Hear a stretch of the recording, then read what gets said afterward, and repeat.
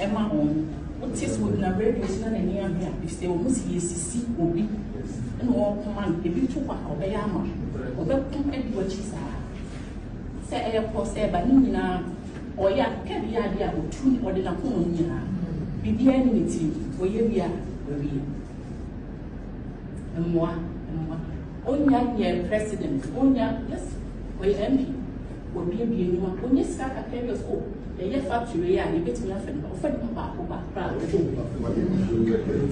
offending about at sea. If you a house of will be will be 7 years, not yet none subs. 7 years, not to say any. We all have purpose, and none of us all one now with destiny, purpose. In a year of work in our lives. No, any year. To this time, this question, over power and money. Like 3 years old, none of us will happen. Oh, and I'm ready, or what can I say, but almost open. And then we don't know before her. He's still winning power for us. Oh, no, yes, but open now. None of us on request on the money, if I honorable pen around, almost power and money.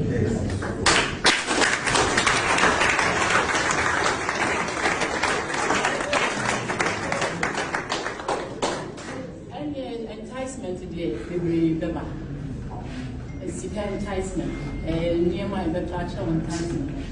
But yeah, you have to stay focused. What's our ultimate? Your ultimate goal in anything is to win power. Because your power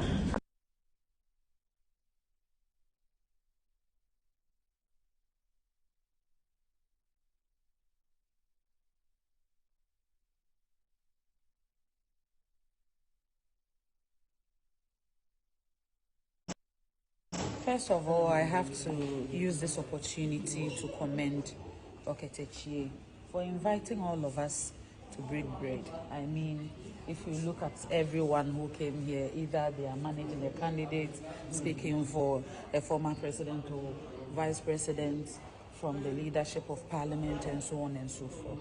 And all of us are very young people. We have a single obligation to make sure in our lifetime our party survives. We expand the fortunes of the new patriotic party.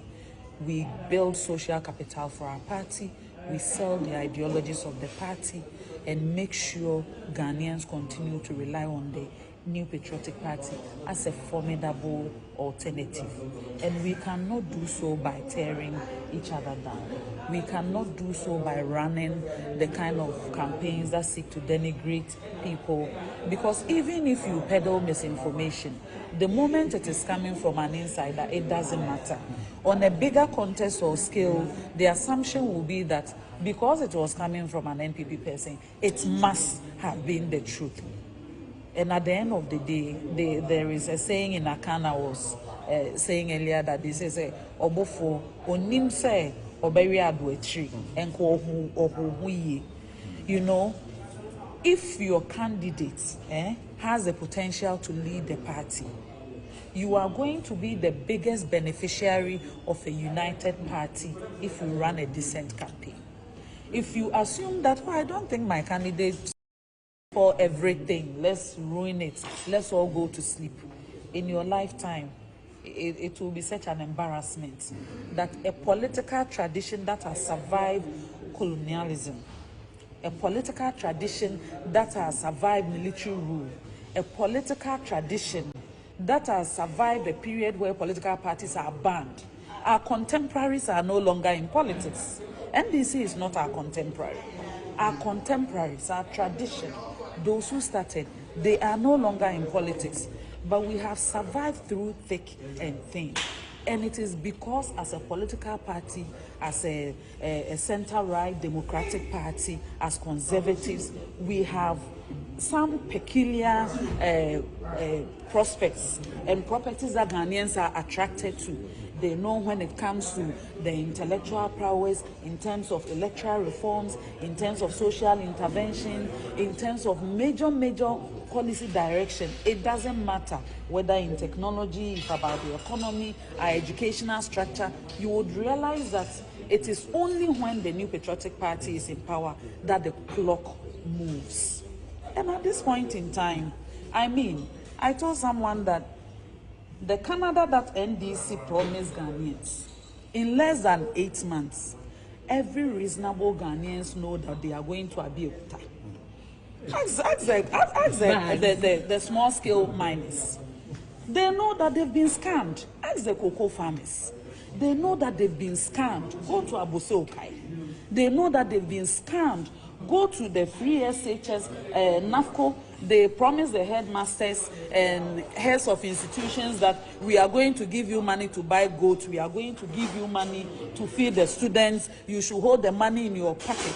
Today, take your cameras to CHAS. Let them lament and tell you that how the people who claim there was a culture of silence, headmasters cannot speak because we've given money to buffer stock, they are going to change things. It's not happening. And the young people of this country that they promise that when we win the election, you go to the public sector, every job will run 3 shifts with 3 people in the public sector.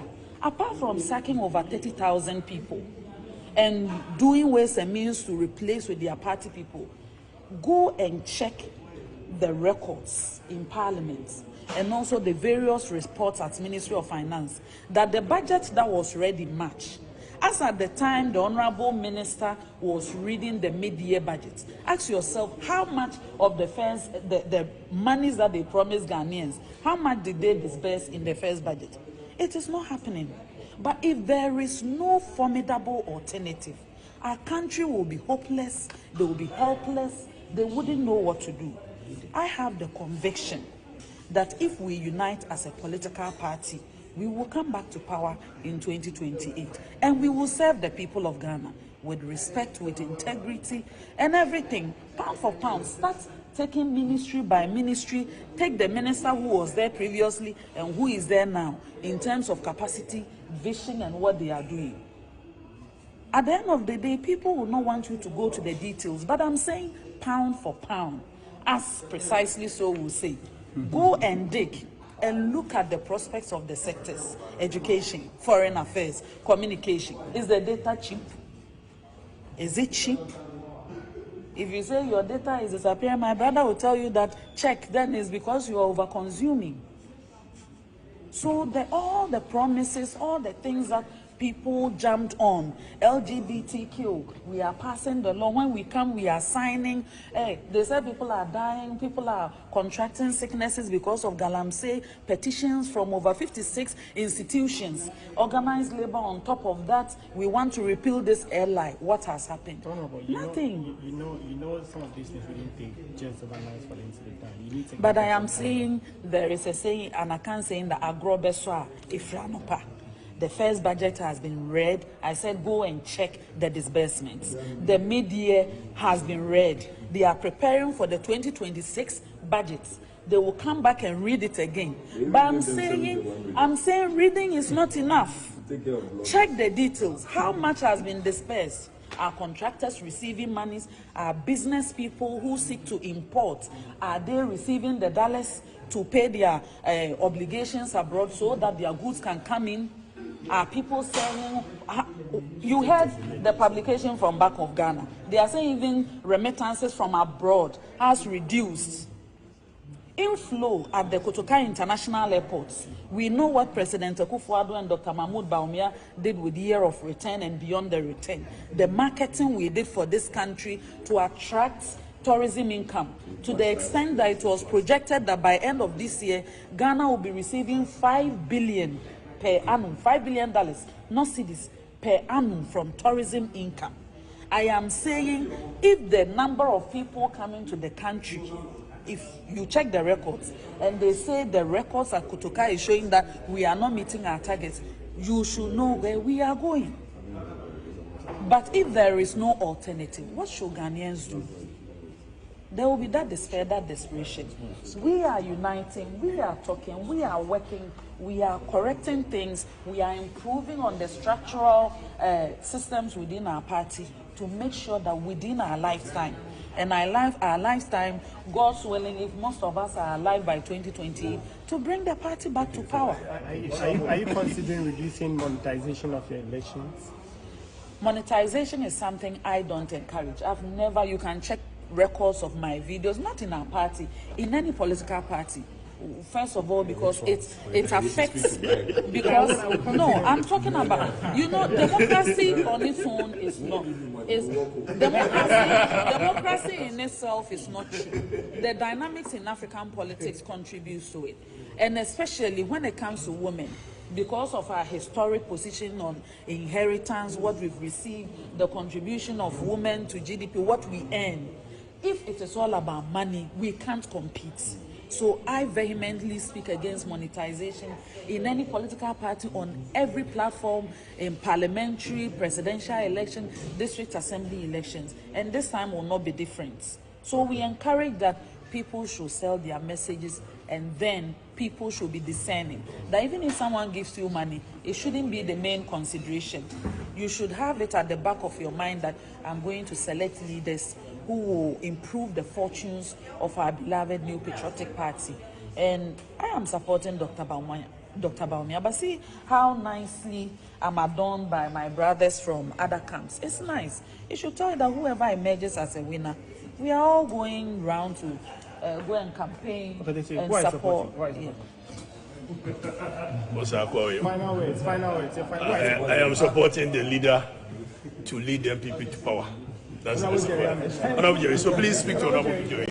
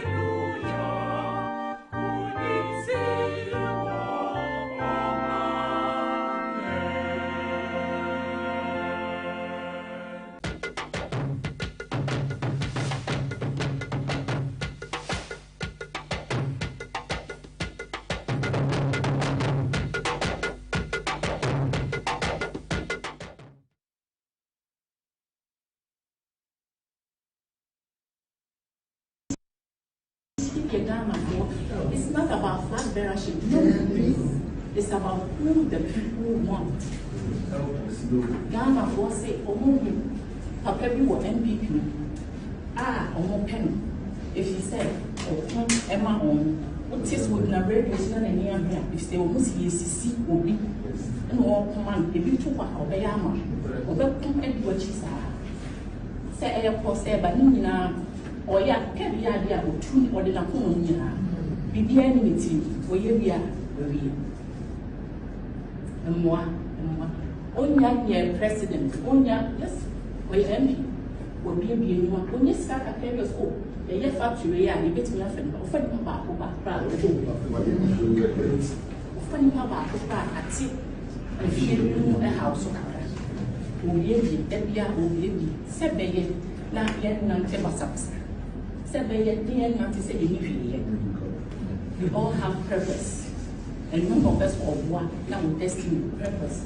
In a year of work in our lives. No, any year.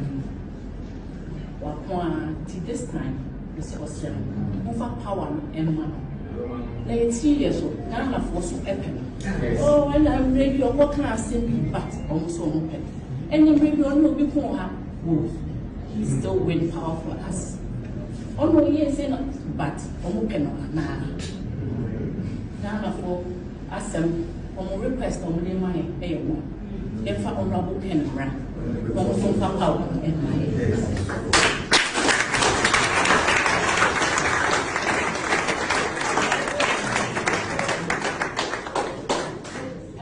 enticement today, every Beba.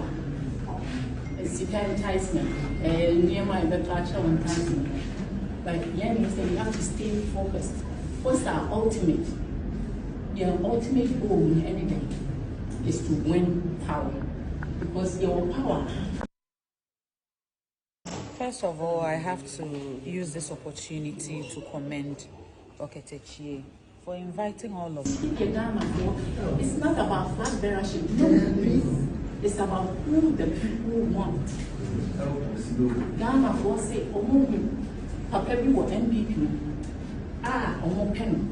If he said, Emma on, what is with na radio station and near here? If they almost see obi, and all command, if you took a Obayama, Obey and what she said. Say, of course, but Nina, or ya, can be idea of two or the Napoleon. Be enmity, for ye are, and more. Onya president, Onya, yes, we MP, will be anyone. When you start a previous school, the factory, you bet me often, offering about offering about at sea, and feeling a house of cards. Oyebi, Debia, Oyebi, Sebeye, not yet none subs. Sebeye, dear, not to say anything. We all have purpose, and none of us of one, now destiny, purpose. In a year of work in our lives. No, any year. This time, this question, over power and money. Let's see, years old, Ghana for so epic. Oh, and I'm ready, what can I say, but also open. And the radio no before her, he's still very powerful us. Oh, no, yes, but open now. Ghana for us, request on the money, a one. If I honorable can run, also come out and my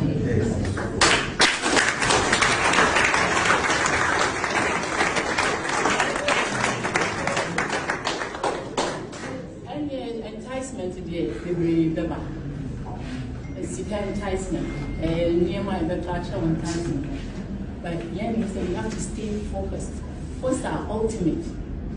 Your ultimate goal in anything is to win power, because your power.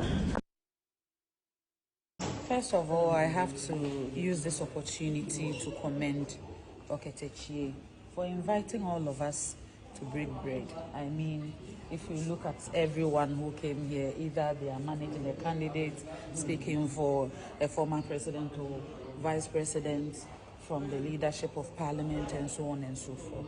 And all of us are very young people. We have a single obligation to make sure in our lifetime our party survives. We expand the fortunes of the New Patriotic Party. We build social capital for our party. We sell the ideologies of the party and make sure Ghanaians continue to rely on the New Patriotic Party as a formidable alternative. And we cannot do so by tearing each other down. We cannot do so by running the kind of campaigns that seek to denigrate people. Because even if you peddle misinformation, the moment it is coming from an insider, it doesn't matter. On a bigger context or scale, the assumption will be that because it was coming from an NPP person, it must have been the truth.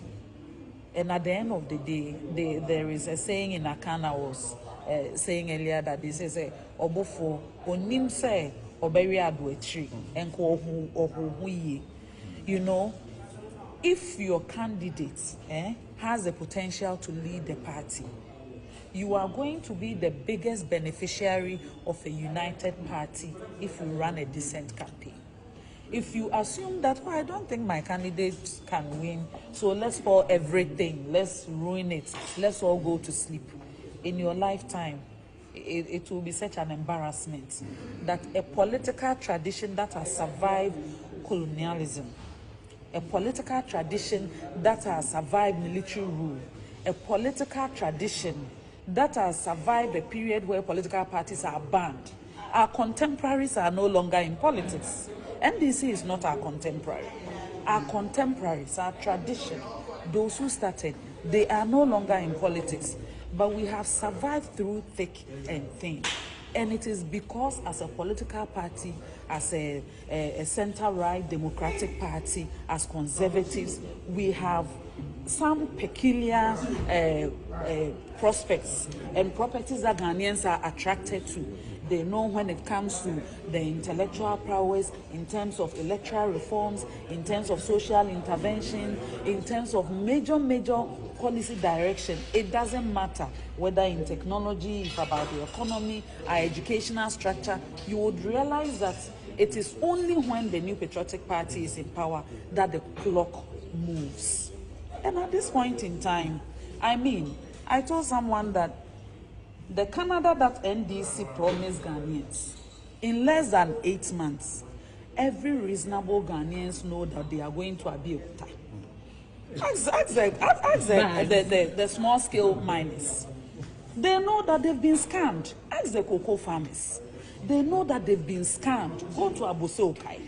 They know that they've been scammed. Go to the free SHS, NAFCO. They promise the headmasters and heads of institutions that we are going to give you money to buy goats. We are going to give you money to feed the students. You should hold the money in your pocket.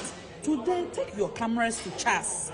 Let them lament and tell you that how the people who claim there was a culture of silence, headmasters cannot speak because we've given money to buffer stock, they are going to change things. It's not happening.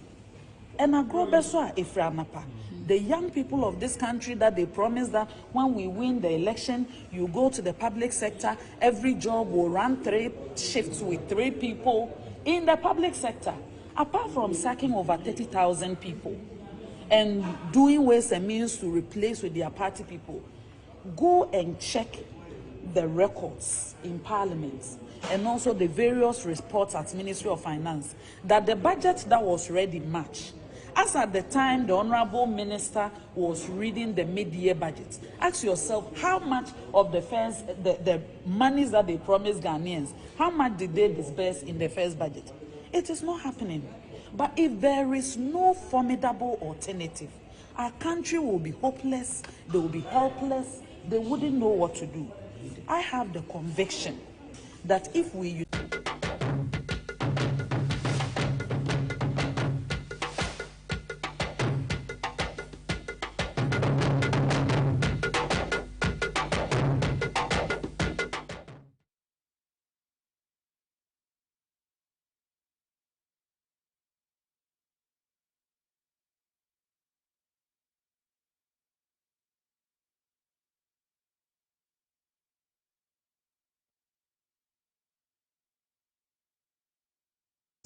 Hello, good evening, and welcome to this edition of Good Evening Ghana. It's always an amazing pleasure to bring you here.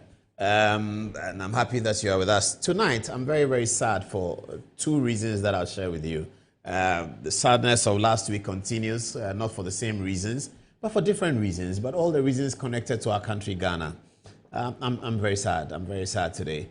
Earlier in the day, I was getting about my duties here in the office, and people were tagging me. You know, my friend Zigidibo, who I was with in Commonwealth Hall, the one who called me and said, Zigidibo always calls on WhatsApp. He lives in Ghana and lives abroad. So when he called, I said, "Hey, Chief, are you in town?" He said, "Yeah, he's in town." He said, "But have you seen people tagging you on social media?" I said, "What have I done?" And he went through a long litany of stories. But tonight I'm sad for two reasons. Good evening. Welcome to the show. And may the departed rest in peace. That was a brilliant coming together last Friday of all Ghanaians to bury our own dead, and very, very tragic and traumatic. Sunday, I saw smiles on people's faces at the Christ the King, and it was refreshing to see that some of the people who had shed brutal tears on Sunday looked better. The choir, the Christ the King Church was amazing. The music was good, and the camaraderie among Ghanaians from all walks of life was very good. By midday at Christ the King, it looked like things were settling down. But you know, it happens late in the night when you go back to bed, and you remember that what has happened, and it's quite debilitating, isn't it? Anyway, good evening again and welcome. I don't know how many times I'm saying good evening to you. I'm very, very sad for two reasons today. The first reason why I'm sad is that we're reading on social media today that President John Dramani Mahama had to be in Dubai for 22 hours waiting for a connecting flight. Let me get on a touch screen and let's try and understand some of these controversies and difficulties that happen. You know, viewers, we have to build our country. And we have to build our country on credibility and credible stories. Why did the president of Ghana is operating about a $62 billion economy these days. Remember that when John Kufuor became president in 2000, the economy was $4 billion. By the time he was leaving office in 2008, the economy was $16 billion. He quadrupled it. By the time the NDC were leaving in 2016, it was something like 50-something billion. By the time Akufo-Addo was leaving in 2024, it's 62 billion. That's growth. But why was a country like that? Now, we are a country that needs to be marketing ourselves. Ghana is a country that needs to be marketing ourselves because we have come from a history, like many other developing and African countries, where the narrative that has gone out about our country is not the narrative that we have generated. And that's why people come here for December to remember. Is that how we call it? People come here for December to remember, or Dirty December, however you want to call it. And they are surprised that we don't live on trees, and they are surprised that we ride in cars and all of that. Because the narrative that has gone outside about our country is not controlled by us, was never controlled by us. It was controlled by other people. So we find ourselves in a situation where we have been able to build, but we need to tell that story. Therefore, anybody who is a president of Ghana is a chief marketing officer of the Republic of Ghana, perhaps of ECOWAS as well, and perhaps of Africa as well. If the Nigerian president goes out to market Nigeria, he's marketing it on behalf of Africa. If the Ghanaian president goes out, so a president going out of his country would happen many times. And it doesn't happen for the same reason. The American president goes out to establish American authority. Ghanaian president goes out to market the nation and tell the people that this is Ghana, not what you think, this is how it looks like. We now have the opportunity for our presidents to tell the narrative from our perspective. But because of politics, bad politics. Mr. President, we are sorry, we are really sorry. President of Ghana, John Dramani Mahama, was traveling from Accra to Japan. 20,238 kilometers. Japan is 9 hours ahead of Ghana. So what's the time right now? So it's 9:36 in Accra. The time in Japan is 9 hours ahead. So it's 9 o'clock. So you go from 9, 10, 11, 12. So 9, 10, 11, 12, 1, 2, 3. It's 6:30 a.m. in Japan. The president traveled 20,000 kilometers. He traveled, as the story says, on Emirates, which is okay, which is understandable, which we appreciate. He traveled on Emirates airline. He traveled in first class, quite comfortable, and then he got to Dubai. We understand that in Dubai, from Kofi Tonto and others on social media that the president left Ghana on Sunday evening but arrived in Japan just today. He waited 22 hours in Dubai, had to use a train for about 2 hours to Tokyo, from Tokyo to Yokohama. As Empire FM said it, the president had to suffer because of petty politics. Yes, petty politics. Petty politics. Politics that is animated by hatred. That's why I'm sad today. Because of somebody's ambition for power, he denigrates a president so much so that another person becomes president and he's afraid to make a decision in the interest of the president's safety, in the interest of the president's comfort so that he can think, in the interest of the president's security so that he's confident to present his case. President of Ghana is sitting at a location in Dubai, 22 hours. What kind of security is provided for him over there? He's not in the comfort of his Jubilee house, where all the security is available. The Ghana Armed Forces are available. The Ghana Police Service is available. National security is available. But here, he's in a location outside his country, and he's not in his own plane. He's sitting in a location 22 hours. Why? Because of terrible politics. Bad politics. Never again. We should never encourage that again. People encouraged it. Hey, Akufo-Addo is Akufo is bathing in the air. He can't bath in the air. When Dominic Nitiwu stood before Parliament and said that the presidential jet is not fit for purpose and that the president cannot even freshen up in it. Hey, come and see cartoon. The cartoon, they had the Daily Guide guy, what's his name? I can't remember his name. There's a TV3 guy. Both of them are very good. Tilapia put cartoon. Then they have Akufo-Addo with some boxer shorts and he's holding a pail. And he's pouring water on himself and he's sitting in some aircraft. And one by one, the votes of the party was winning away. Ghanaians were getting upset because they trust politicians. And this politician here wanted to make a meal out of something that was about national security. So President Akufo-Addo travels, he comes. Oh, Akufo-Addo thinks we don't know. He traveled and he came back in a private jet. He arrived at 1 a.m. I saw him. He thinks that he's hiding. People caution that this is very dangerous. Publishing the president's itinerary is very dangerous. Nobody listened.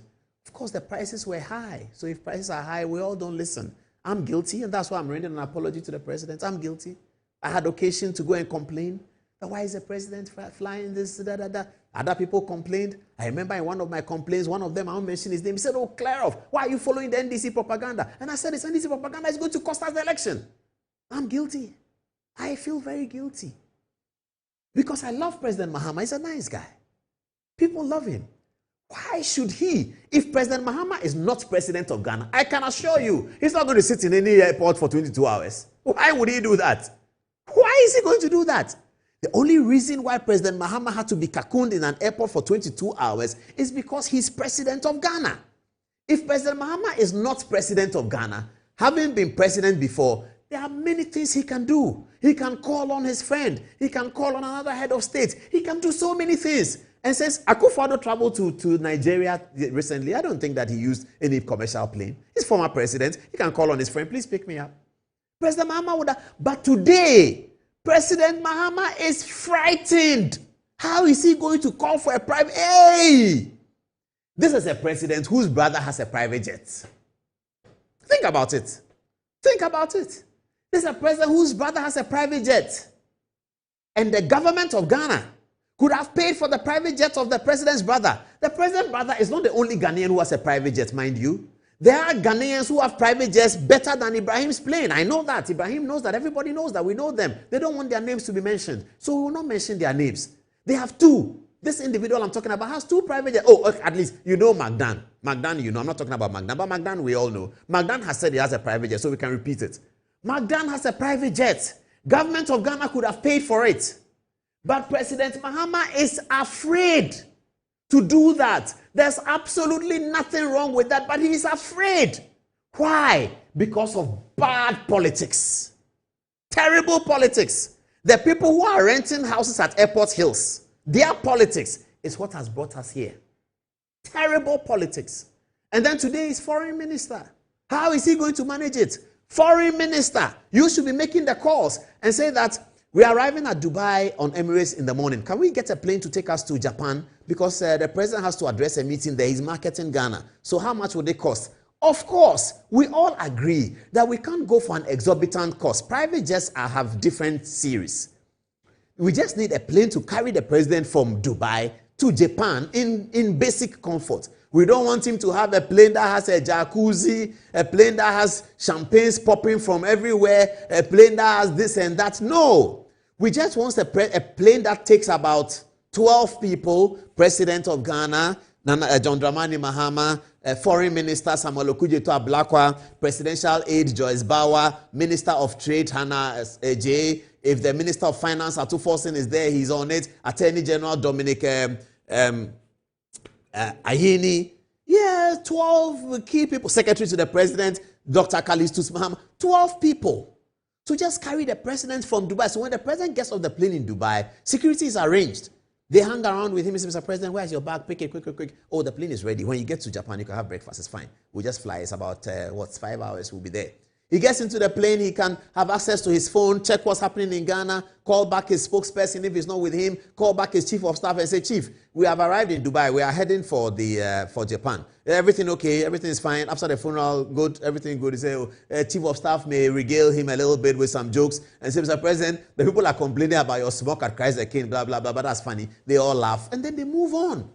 Quickly, they get to Japan. He's ready for the event. It's the foreign minister's job. But here is a foreign minister who, because of bad politics, will now saddle our president to sit in one place and wait for 22 hours. Why? Why do we do these things to ourselves? Just because of political power. The NDC would have still won the election without all that tirade about Akufo-Addo's private jet. The NDC would have still won the election. And Akufo-Addo's record shows that he was flying the same Emirates President Mahama flew to Dubai. But then when he has to connect from Dubai to some place, he gets to Belgium and he has to connect and he has to wait. You have seen all the Eugene Ahin statements. Akufo-Addo had to wait 17 hours somewhere. Within that 17 hours, he'll be back in Ghana. He was coming to Ghana at 3 a.m. so that he's in Ghana for the next day's cabinet. We say no. No. Now President Mahama left. The battle started on Sunday. Hey, there was a private jet in Ghana. What was the private jet doing? Now, those who were complaining about the private jets were not complaining because they think the president doesn't deserve it. They were complaining because they thought they had observed the double standards of a foreign minister in opposition and in government. The double standards is what they believe they had observed. Nobody is going to quaver about the president of Ghana flying a minimal, basic private jet so that his schedule, if the president is going to London, and they say, but you're going to London, British Airways goes. Why do you take private jet? That's understandable. I don't think President Mahama will take a private jet from Accra to London. No, he'll go with British Airways that goes every day. But when he gets to London, and he has to go to Argentina from London, or he has to go to Sao Tome and Principe before he comes to Ghana, what else is he going to do? Even the Black Stars, we take private jet for them sometimes in the history. Because the situation is terrible. Why must he be waiting in one place? It's such a security risk. It compromises the security of the president of Ghana for people to know that he is in a location outside his home base for 22 hours. I'm sad. I'm truly sad. This kind of politics. What can we say? Well, Mr. President, we are sorry. We are really sorry. You have to blame your foreign minister. We are Akufo-Addo. Here we are today. Vindication is always in the womb of time. Vindication is in the womb of time. For young people, let's not practice this kind of politics. It's terrible. And it will always come back to bite you. After 4 years, when he's been able to say about anything. And that I will resign. If the president takes the power, I will resign. If the vice president, I will look at the situation that happened to the vice president. So unfortunate. We should have let the vice president returning from London sit on British Airways, an elderly woman who is unwell. How can we do that? How can we accept that as a nation? So they chartered a plane for the vice president, and rightly so. But look at him. Look at him eating back his words. Is that what politics is about? Politics, is it about this? Is politics about this? I'm so sad. I'm so devastatingly sad. John Dramani Mahama, we are sorry. We are so sorry. Your foreign minister. Oh, damn. Folks, it's okay. We are sorry. This is another apology we have to render. This is another apology. Today, I'm just too sad. People didn't vote. People voted left and right. People were angry at a time when we were suffering. Petrol prices was going up. Russia-Ukraine war has wreaked havoc on our pricing of commodities. Everybody was angry. Then they said somebody had stolen $1 million. Stolen $1 million and put in her house. She and her husband. They are a government minister. He's stolen money. Vindication is in the womb of time. Today, people are tagging me on all kinds of things about this story. What shall I say? And this is it. We are sorry. We are so sorry. This old man, I met him only once for the first time. He was almost in tears. God has kept him alive until this day. Because God knew that this day will come. God has kept him alive. Today, he's hearing the news. He couldn't even hear that well. And he was so sad, showing me the kind of work that he has done all his life. And asking me that if he's done all this work, he doesn't have that money, what did he work for? Today, open your phone, it's on all the portals. Every portal is talking about it. People didn't vote. Parliamentary candidates lost election. Some people won election on the back of a story that in the vindication of time, we now know that is not true. So it was not true. So no money had been stolen. Ghana, no money had been stolen. Ghana. Oh, I feel like crying. Devastated. I wish Nana Sase can render a poem about this. Our beloved Ghana. Please see whether I can get me Ghana, my happy home. That song, look for it if you can find it. Ghana. Our beloved Ghana. This is how we treat it. So it is not true. It was not true. There was no truth in it. They say no direct something. What words do they use? I've forgotten. It wasn't true. Auntie Cecilia, we are sorry. Papa, we are sorry. There's nothing for us to say. We are just sorry. We can't say anything else. Oh, this matter. It was not true. This is serious, you know. I'd like to go back and read this letter of 22nd July 2023. It reads as follows. The President, 22nd July 2023.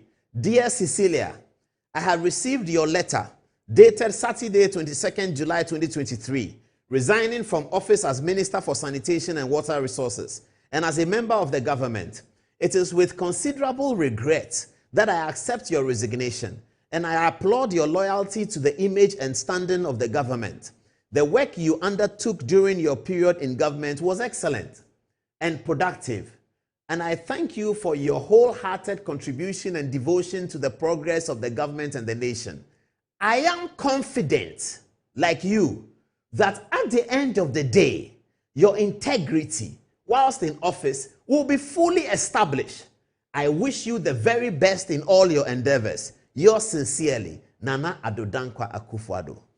The amount of insults this letter received. Amount of insults this letter received. The amount of insults that this letter received. Vindication is in the womb of time. Let God give all of us life. Let God give all of us life. There's an election gone, another election is coming. Another election will come. There will be elections. But vindication is in the womb of time.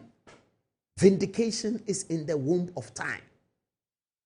He said, I am confident, like you, that at the end of the day, your integrity, whilst in office, will be fully established. I wish you the very best in all your endeavors. At the time he wrote this, there was no talk of FBI or CIA or anything. No one even knew the dimensions that this was going to take. Today, vindication has come in the womb of time. Ghana, our Ghana. Wow. Wow. Let me have Auntie Cecilia again and apologize. Let me have Auntie Cecilia and apologize. Auntie Cecilia, we are sorry, why? We did a same be anywhere, Becca. Yentimi Yahushi, and him Guase Diego, Yentimi Carry, and him Guase Diego Dada, that I conform that I could risk the question them. Yentimi Carry, or Beno Kono Barry. Don't fear, or Beno Kono Barry. In your journey. Okay, Dada, and your journey. Oh, this country, let's hold it well. It's a beautiful country with an amazing future. Let's hold Ghana well. Let's forget about the past. Let's forgive those who have done what they have done. Let's forgive them. Let's forgive them in our hearts. Let's forgive them in our minds. And let's focus. Because even those people, they still have something to contribute. Let me have President Mahama and Samia Okujeto again. Even those people, they still have something to contribute. Samia Okujeto is young. He still has something to contribute. So let's forgive them. And let's tap into their talents. And let's work together and build a great nation. Because we are capable of doing that. Thank you very much. This is the end of my editorial. Ghana, my happy home. Ghana, my happy home, my happy home. Land of rich resources, land of mighty talent, racial tolerance, justice and freedom. Ghana, my happy home, my happy home. Home of the brave and virtuous. Land of smiling people and charming faces and glorious culture. I will strive for thee, glorious Ghana. I will die for thee, glorious Ghana. I will uplift thy name in all I think or speak or do. I will strive for thee, glorious Ghana. I will die for thee, glorious Ghana.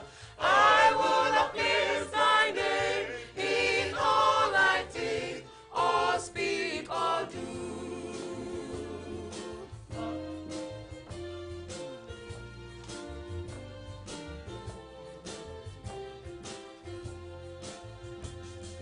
Ghana, my happy home, my happy home.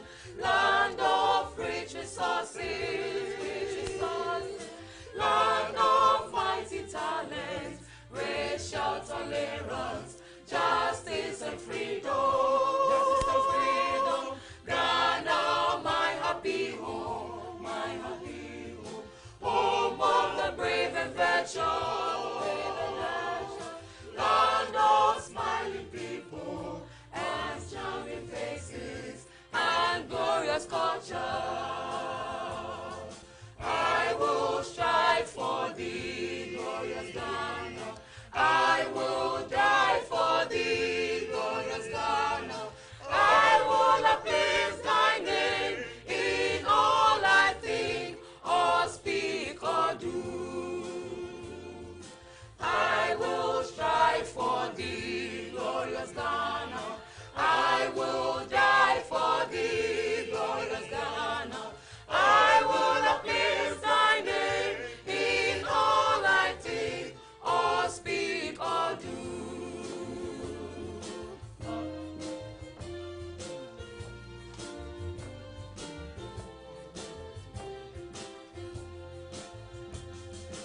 I will strive for thee, glorious Ghana.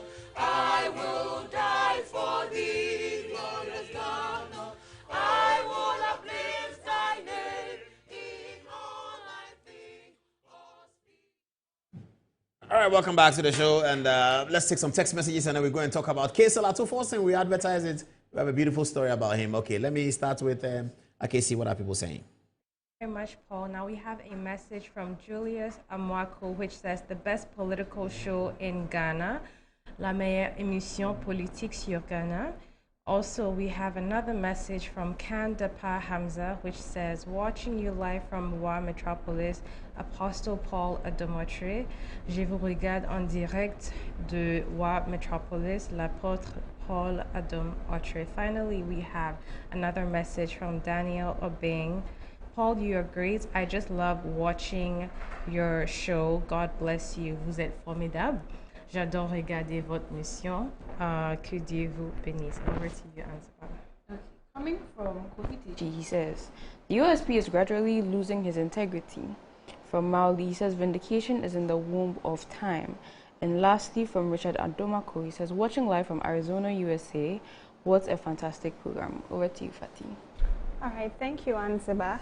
So coming from Manuel Darko, he says, the only thing Okujeto ever seems capable of offering is a stream of lies and deception, all while parading himself as though he were the embodiment of justice. He hides behind a facade, pretending to speak for truth and fairness, yet everything that comes from him is tainted with dishonesty and mischief. There is absolutely no sincerity in him, no integrity, no substance, just empty words, crafted to mislead the public and score cheap political points. He thrives on propaganda, twisting facts, and, to suit his agenda while presenting himself as a defender of the people. Samuel Yao says, why are you blaming only Okujeto? The president also supports his opposition minority at the time, not to support former presidents who tried to purchase an airplane for government. Ibrahim Titus also says the president hasn't seen anything yet. He was very happy when his current foreign minister was busy criticizing Akufo-Addo administration wanting to buy a private jet for the state. And lastly, coming from Pewi Bedu, says politics of men. The most secured handcuff is when your own words trap your own hands. Now back to you, Paul. All right, let me read some text messages that are coming to my phone as well. Somebody says that I made them shed tears on the editorial. I'm sorry about that as well. Okay, another one says, good evening, Paul. Your editorial just made me shed tears. 2 people, actually. Indeed, Ghana, my happy home. God bless you. God bless you. Continue to do your work without fear or favor. He mentions his name, but I can't mention it because he says he's at Standard Chartered Bank head office. I don't want to put him into trouble. Okay, let's look at the Reverend Intim Fojo is in the studio, by the way.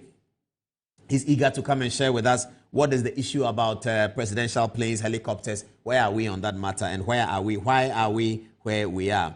Richard, Dr. Richard Yeboah Asante says, Paul, why are you crying more than the bereaved? President Mahama is strong, healthy, young, and ready to serve. He has not complained about the nearly 23 hours transit. I believe my brother Okujeto Ablakwa kept him company and offered him more comforting engagement during the short 23-hour transit in Dubai. Short, he puts in inverted commas. I have to say something about the Cocoa Board story because I've been engaging with Randy Abe. He's told me a few things, and I will let you know in a minute. That Cocoa Board story about he sacking people, something like that. Another one says that, please, I cannot wait to catch your eye, as they say in Parliament. Okay, thank you very much for watching. So many text messages coming in on this one.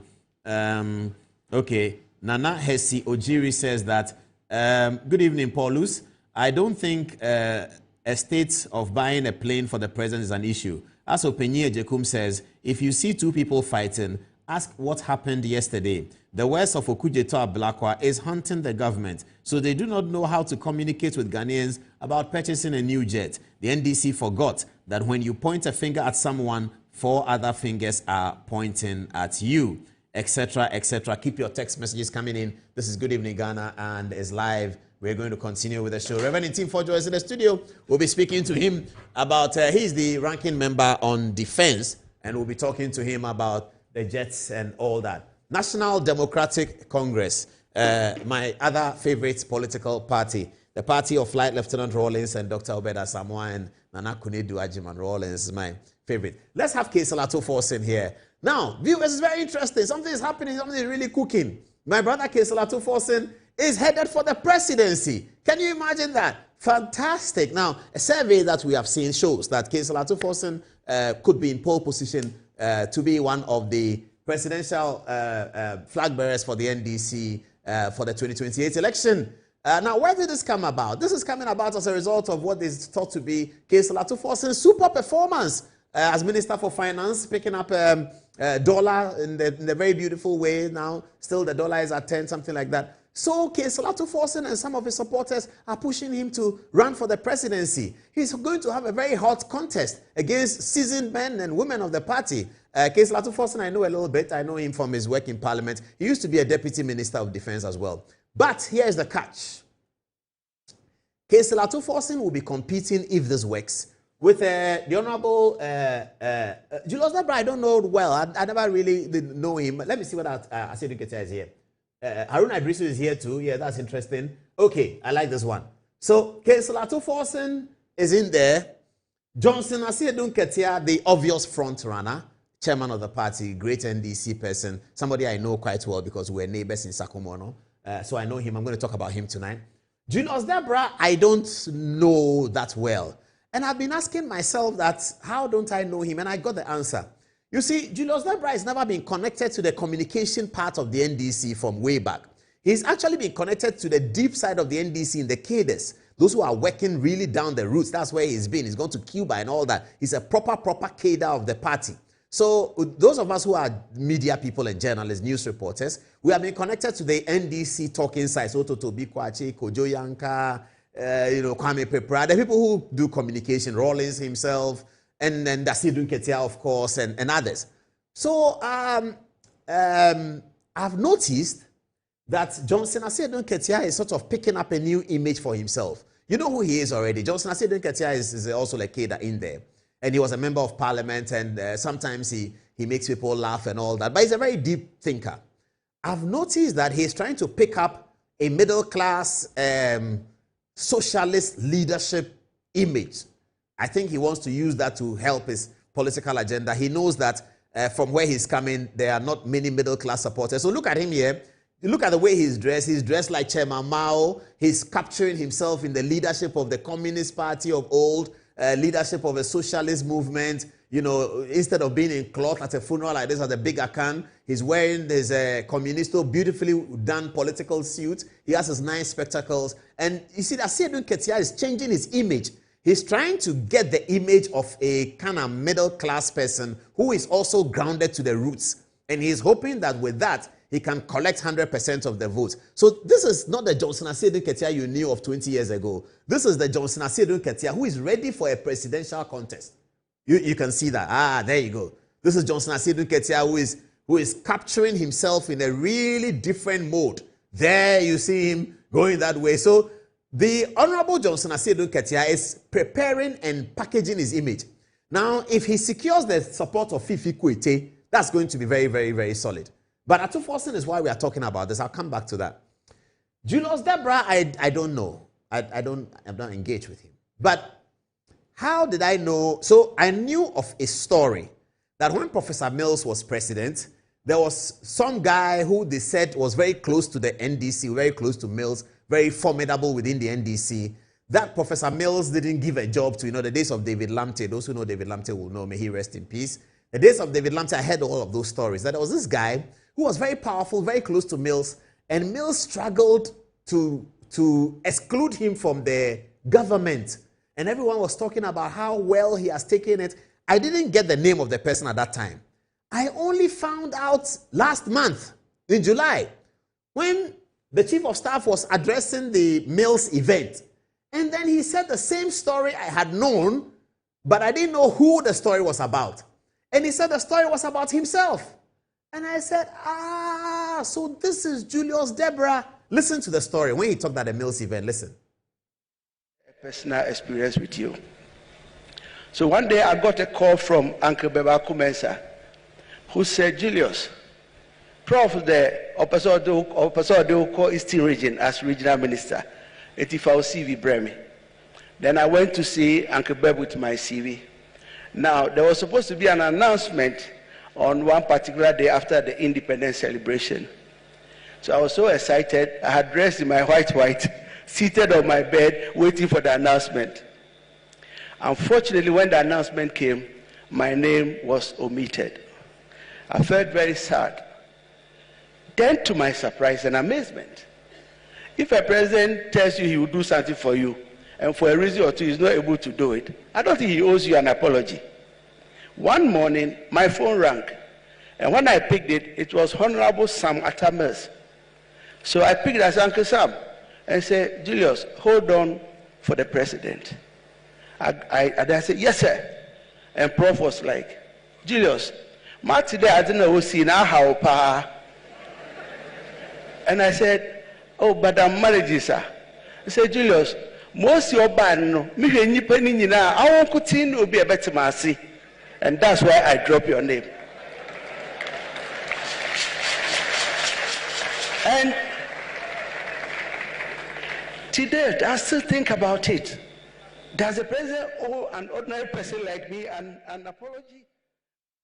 That was the story.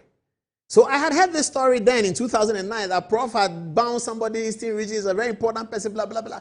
So just this July, when the chief of staff spoke, I said, oh, so this is the Julius Dapaah. Okay, I get it. It was making sense to me. Then I felt that, hey, if that is so, this NDC succession race is going to be tough. Really, really tough. And if you look at the history, let me just say this very quickly and I move on. They are giving me the time. If you look at the history, this will be the first time that the NDC is going into a real presidential contest. Never gone to it before. Since 92. So let's look at it. 92, J.J. Rawlings. 2000, Atta Mills, no contest. Atta Mills did a few contests, but he was winning by 80-something%. It was obvious that Atta Mills was going to win against Eddie Annan. Atta Mills was going to win against Spio Gabra in the two instances. And then came President Mahama. Vice President became president, no contest. President Mahama ran the second term, no contest. And President Mahama became opposition leader. 2020's elections, 2018, he won by 90%, no contest. President Mahama won again for 2024, 90%, no contest. This is the first and only time the NDC is going to have a real contest for succession of leadership. Never happened. Check the MPP. 1992, there was a contest. Professor Dubois had to struggle for it. 1996, big contest. John Ajekun Kufuor had to struggle for it. 1998, big contest. Akufo-Addo Kufuor had to struggle. 98 was one of the biggest contests. After that, no contest. Kufuor becomes president. Second term, no contest. 2007, huge one. They couldn't even get a regular winner from the first round. Akufo-Addo won, but he didn't cross. And then Alan Martin said, no problem, he's my senior brother, let's go on. After that, no contest, no contest. The next contest they had, 2024, Bawumia and Kennedy, tight. Bawumia goes through so many conversations. So that's the MPP has had about 3 or 4 real contests. The NDC has never had one. This is the first time they are going to have a real contest. Look at the political history, and I'm going to write something about it in a book very, very soon. So this is Julius Dapaah. So I now know who Julius Dapaah is. Okay, because I don't really know him. So, but Johnson, I said, I knew we used to have Sunday morning conversations in Sakumo. I know him quite well. I know some of his family. I know them. Okay. So, Kenselatu Forsen is now also in the race. Talk of Julius Dapaah again. Viewers, something struck me when on the day that we were all dying and we were waiting for the announcement. And you know, as a communication, I always said, I love Felix Kwachiofosu, not because he's of anything, because of the work he does. And I feel for all of these people, Kojo Pong Kroma, all those people who do that kind of work. It's very, very difficult. So when the thing happened, I was saying, yay, how is Felix and Shamima going to manage this thing? What? That's how I felt. And I said, I don't talk to Felix. I would have called him and said, Chief, Charlie, you have to take heart to this thing. You have to manage it well. The announcement, you have to do it. But I don't think he'll pick my call. I don't know. If it's Standobe, maybe I could have called him. But I knew this is not Stan's schedule. But I was thinking that So when the boys told me that Charlie, government is going to have and make the announcement, I was just, I already Jesus. Felix is, I hope he will manage it. Then I looked at the announcement and here was Chief of Staff. And my goodness, this guy was majestic. The way he delivered the announcement. And later on, I saw the Ways of TV video that Standowe put together. And I noticed that he had been crying before he came to do the announcement. If you watch the Ways of TV video, you saw that when he broke down, he was crying before he did the announcement, not to remind anybody of pain. But viewers, look at this announcement again and look at the power and authority for a man who was crying that he delivered this to the nation. Have a look. I have the unpleasant duty, sadly, to announce a national tragedy involving the crash of a military helicopter this morning around the Adansi area in Ashanti region.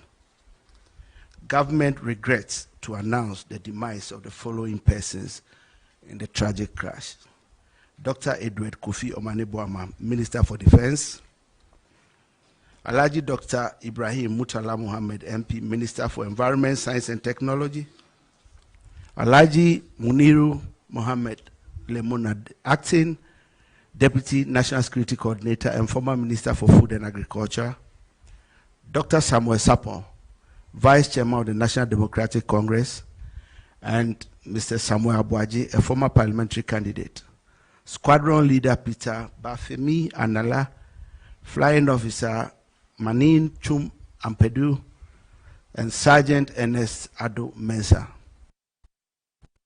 And government extends our condolences and sympathies to the families of our comrades and the servicemen who died in service to the country. All flags are to fly at half-mast until further notice. Thank you. I can still feel the pain. When I saw this announcement, I said, hey, this guy is solid. Hey, this guy has some real fantastic leadership skills that are rare.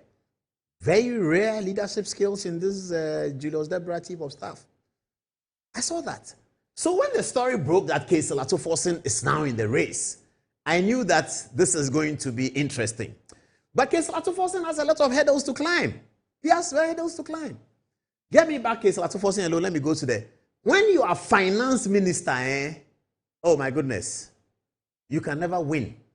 Check whether a finance minister has run for president and or even thought about running for president. Look at the history. Kwesi Boche was finance minister. By the time he was leaving the government, if he had tried to compete with Professor Mills, nobody would have voted for him. Not that Kwesi Boche is not great. Keep Kwesi Boche there. Kwesi Boche is a great guy. But you see, as finance minister, you are going to do taxes. You are going to announce taxes. How do you announce taxes as finance minister for 4 years and come and say that make me president? That's going to be terrible. It's going to be a disaster. So when I saw the survey says Atuforsen has entered the race, is showing a green flag. I said, wow, this is novel. Let's see how he's going to navigate this almost impossible situation. There was Kwesi Boche. There was Kwame Pepra, who came after Kwesi Boche. Imagine Kwame Pepra said that he wants to be president. He's a great guy. Kwame Pepra is a fantastic guy, very clever engineering brain. But you are a finance minister, you are going to announce, Mr. Speaker, government has decided that we are going to add 1 CD to the liter of, oh, that's it, nobody wants to see you. When you start like this, dollar is this, dollar is that, you see, somebody was telling me that Atuforsen is doing very well because when he read his budget, he went to radio stations to go and talk about his budget and that he's being very transparent. I told the president, so he's doing it only once. He can't do it next year because this budget that he's read, he has not imposed taxes. All the taxes, he's hidden them, so we don't see it. The next time he comes to read, he's going to impose a tax. And we all see it. And once you impose that tax, imagine Ofurata imposes e-levy and says, I want to run for MPP presidential candidate. Oh my goodness, it's not going to happen. All over the world. Kwame Pepra went through, it didn't happen. Osafo Mafo tried to run for president. He did. In 2007, go and check his results. Of the people who ran for the president, Akufo-Addo and co, Osafo Mafo is competitive if you are talking about the brain power.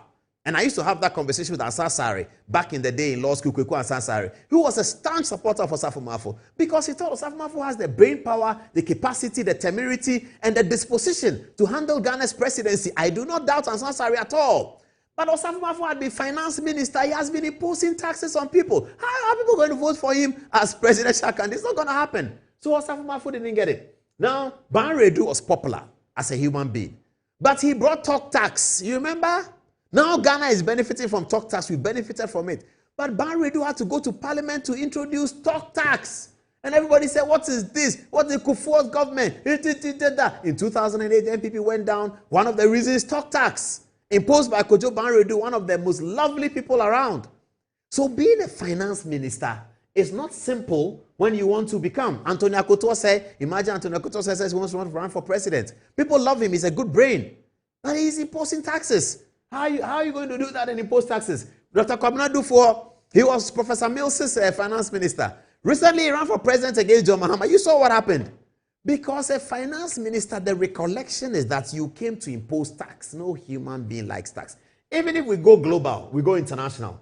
Oh, Setekwe is here. I mean, need I say anything? By the time President Mahama was exiting in 2016, people thought Setekwe was the worst person to have happened to Mahama's government. Why? Because he imposed tax, he imposed regulations. You can't sell dollar, you can't keep dollar. All of those things, people don't like it. So finance minister, it's not simple to be a finance minister and then, oh my goodness, my best friend, the very distinguished Ken Ofori-Atta. How are you going to vote for Ken Ofori-Atta as president after he has done e-levy?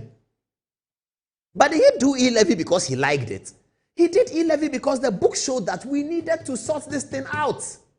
So it wasn't going to happen. So you see the problem of Atuforsen, the problem Atuforsen is going to have. You see the problem. I'll show you a few more. And then you have here, Honorable Amin Anta was there for a while, just a little bit, so you can excuse him. Maybe he can be president soon, but he was just there for a little while. He didn't impose any tax. He just came to manage the situation. People actually loved him. So Amin is not a good example. Then you come to my good friend, Cecilia Atuforsen. But Nyamin Shauzen, Nyamin Shauzen. Azeobezen, but Nyamin Shauzen. Go ahead, go for gold. But it's going to be very difficult. Go up to international. Let's go to the United Kingdom. Gordon Brown. Gordon Brown was one of the best finance ministers of the United Kingdom in terms of the economic growth at the time. He was itching to be prime minister. And so, you know that UK system, you can become prime minister, you can become prime minister not without an election. So he got to be prime minister without an election, Gordon Brown. And then Gordon Brown lost the election. When he went for election, he lost it. And his party, Labour, stayed in opposition for 14 years. Gordon Brown, finance minister, great guy. In South Africa, there's another example. Where's the South Africa example? Give it to me. Trevor Manuel, I'll come to this one. Trevor Manuel is here. Nelson Mandela, if you read his account, wanted this man who was his finance minister to be president of South Africa. He suggested to the ANC that this country is black and white. Let's have Trevor Manuel have a go at it. He might win it as a candidate for the ANC. The ANC people, including Julius Malema, said, Ahani, Mandela, pa, what are you talking about? This finance minister, this wicked man, he will impose taxes. So Trevor Manuel didn't get it. Now, look at Atuforsen's situation. Look at this. Reduce intervention in forex markets. IMF is already telling him, have Atuforsen back.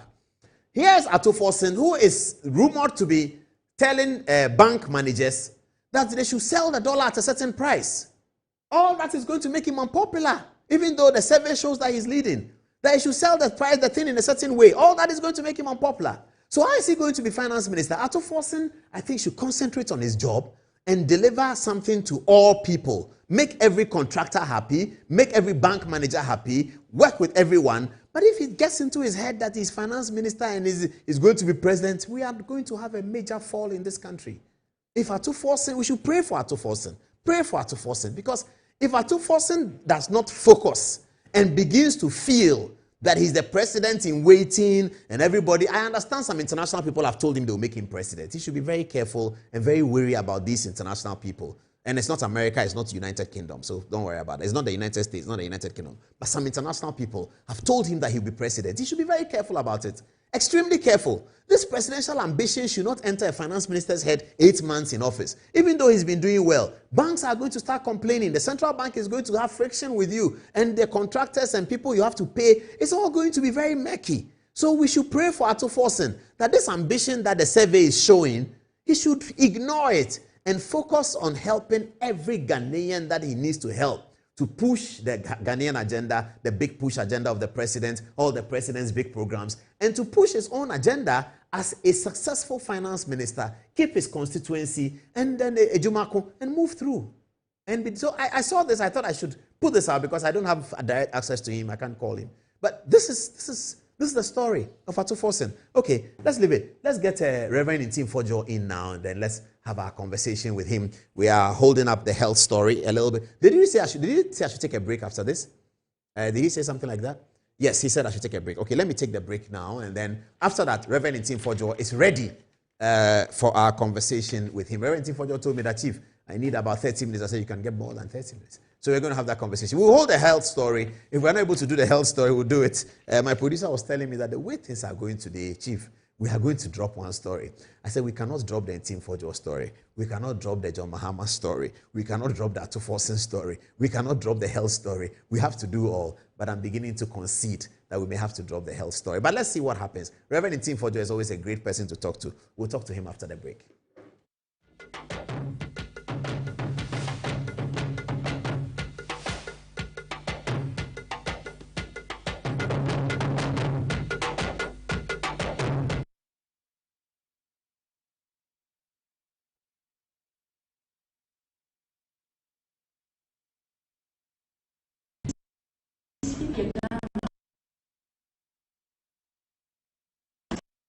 First of all, I have to use this opportunity to commend Oketechie for inviting all of us to break bread. I mean, if you look at everyone who came here, either they are managing a candidate, speaking for a former president or vice president, from the leadership of parliament and so on and so forth.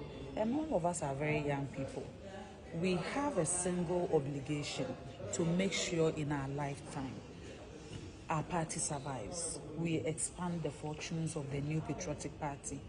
We build social capital for our party. We sell the ideologies of the party and make sure Ghanaians continue to rely on the new patriotic party as a formidable alternative. And we cannot do so by tearing each other down. We cannot do so by running the kind of campaigns that seek to denigrate people, because even if you peddle misinformation, the moment it is coming from an insider, it doesn't matter. On a bigger context or scale, the assumption will be that because it was coming from an NPP person, it must have been the truth. And at the end of the day, there is a saying in Akana, I was saying earlier, that this is a obofo onim se oberi adwetri enko ohuye. You know, if your candidate has the potential to lead the party, you are going to be the biggest beneficiary of a united party if you run a decent campaign. If you assume that, oh, I don't think my candidate can win, so let's pour everything, let's ruin it, let's all go to sleep. In your lifetime, it will be such an embarrassment that a political tradition that has survived colonialism, a political tradition that has survived military rule, a political tradition that has survived a period where political parties are banned. Our contemporaries are no longer in politics. NDC is not our contemporary. Our contemporaries, our tradition, those who started, they are no longer in politics. But we have survived through thick and thin. And it is because as a political party, as a center-right democratic party, as conservatives, we have some peculiar prospects and properties that Ghanaians are attracted to. They know when it comes to the intellectual prowess, in terms of electoral reforms, in terms of social intervention, in terms of major policy direction. It doesn't matter whether in technology, if about the economy, our educational structure. You would realize that it is only when the new patriotic party is in power that the clock moves. And at this point in time, I mean, I told someone that the Canada that NDC promised Ghanaians, in less than 8 months, every reasonable Ghanaians know that they are going to Abeokuta. Ask the small-scale miners. They know that they've been scammed. Ask the cocoa farmers. They know that they've been scammed. Go to Aboseokai. They know that they've been scammed. Go to the free SHS, NAFCO. They promise the headmasters and heads of institutions that we are going to give you money to buy goats. We are going to give you money to feed the students. You should hold the money in your pocket. Today, take your cameras to CHAS. Let them lament and tell you that how the people who claim there was a culture of silence, headmasters cannot speak because we've given money to buffer stock, they are going to change things. It's not happening. And the young people of this country that they promise that when we win the election, you go to the public sector, every job will run 3 shifts with 3 people in the public sector.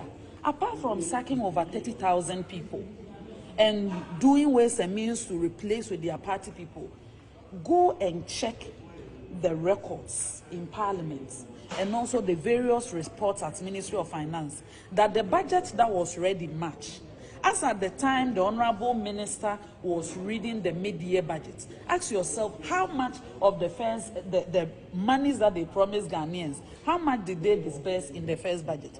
It is not happening. But if there is no formidable alternative, our country will be hopeless, they will be helpless, they wouldn't know what to do. I have the conviction that if we unite as a political party, we will come back to power in 2028 and we will serve the people of Ghana with respect, with integrity and everything, pound for pound. Start taking ministry by ministry, take the minister who was there previously and who is there now in terms of capacity, vision and what they are doing. At the end of the day, people will not want you to go to the details, but I'm saying pound for pound, as precisely so will say. Go and dig and look at the prospects of the sectors: education, foreign affairs, communication. Is the data cheap? Is it cheap? If you say your data is disappearing, my brother will tell you that check, then it's because you are over consuming. So all the promises, all the things that people jumped on, LGBTQ, we are passing the law. When we come, we are signing. Hey, they said people are dying, people are contracting sicknesses because of galamsey, petitions from over 56 institutions, organized labor on top of that. We want to repeal this airline. What has happened? Nothing. You know some of these things we didn't take just overnight for them to be done. You need to. But I am saying, there is a saying, and I can't say in the agrobeswa ifranopa. The first budget has been read. I said go and check the disbursements. The mid-year has been read. They are preparing for the 2026 budgets. They will come back and read it again. But I'm saying reading is not enough. Check the details. How much has been dispersed? Are contractors receiving monies? Are business people who seek to import, are they receiving the dollars to pay their obligations abroad so that their goods can come in? Are people selling? You heard the publication from back of Ghana. They are saying even remittances from abroad has reduced. Inflow at the Kotoka International Airport. We know what President Akufo-Addo and Dr. Mahmoud Bawumia did with the year of return and beyond the return. The marketing we did for this country to attract tourism income, to the extent that it was projected that by end of this year, Ghana will be receiving $5 billion per annum, $5 billion, not cedis, per annum from tourism income. I am saying if the number of people coming to the country, if you check the records, and they say the records at Kotoka is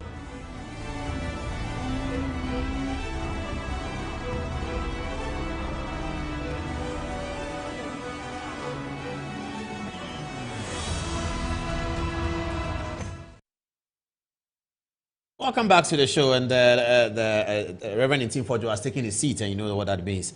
Master Planner Junior Kintampo says, Mr. Paul, we the supporters of Vice President Jenana Opoku-Agyeman are not happy with you over this Julius Debra Atoforsen and Asidun Ketia story, and excluding the VIP. All vice presidents in the history of the Fourth Republic contested presidential elections. Is that true? I think so. Akar contested, Professor Mills contested. Ali Mahama contested. Ali Mahama contested. That's true. Are you downplaying our ability or what? Meet us tomorrow in court. Master Planner Junior, I will meet you in court. Ladies, what are people saying? All right. Thank you, Paul. So this is coming from Samuel Yao Mensah, and he says, this is the reason why I always see that journalism is a treat to Ghana's problem. Today, the finance minister is the one taking credit for managing exchange rate and not the vice president. Samuel Colley says, very solid succession line up, but did you forget Sam George? His personality is cut for the role. Even the international community eyes him. Amisco, all the way from Castle, says it's quite unfortunate for the president to wait at Dubai for 22 hours just to transit to Japan, but undoubtedly, Honorable Ablako has to be blamed for his criticism about the purchase of the presidential jets during President Nanado's administration. Benedanso takes a Nigerian proverb that says, in the gods are not to be blamed, which goes like, a leopard may try, but he may not be able to change its skin. Asiedin Ketia may try, but that new image he's trying to capture of himself won't wash. He's not credible. And lastly, coming from Yao February says the government is suffering from their decision they took against the NPP government, procuring some helicopters for the military and a presidential jet as minority members of parliament and opposition NDC. Why should 2 ministers and 6 others die through an old military helicopter crash, and the president also wait in Dubai for 22 hours just because of flying through private jets when the state should have owned one, or because of partisan interest? What do you have for us? Thank you very much, Fatih. Now we have a message from Timothy Johnson. He says, I love Paul. Keep on with your good work, please. We'll love to see you as an MP watching you from Australia. J'adore Paul, continue à faire le bon travail et j'aimerais bien vous voir en tant que membre du Parlement. Je vous regarde depuis Australie. Also, from Alan Amwako Efriye, collectively we can build Ghana. Collectivement, nous pouvons construire le Ghana. Finally, from Isaac Appiah, he says, greetings to Honorable Intime Fojo. I beg your pardon. Salutations à Honorable Intime Fojo from Isaac Appiah. Over to you, Ansaba. Thank you. Is he coming from AMG David? He says, that's an awesome submission. Coming from Isaac Akraba, he says, my regards to the man of God. And honorable with sincerity and honesty, I love him to the moon and back. From Nanaya Asari, he says, Apostle Paul, live forever. When Ablakwa was bashing Nanadu, Mahama watched on and said nothing about it. Today, the security of the fair gentleman of our dear country cannot be guaranteed.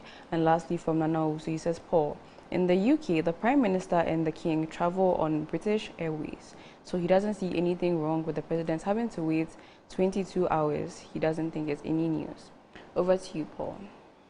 Okay, welcome back to the show. And Reverend Intime Fojo is here. I was looking for him last week. It was just difficult for anyone to talk to anyone about all of these things. Reverend, good evening. Good evening, Paul. How are you enjoying your vacation? Parliament still on recess? So good to see you. Yeah, we are still on recess doing constituency work, but just coming from very sad morning, gallant aid, very fine soldiers, ministers, and friends who sadly perished.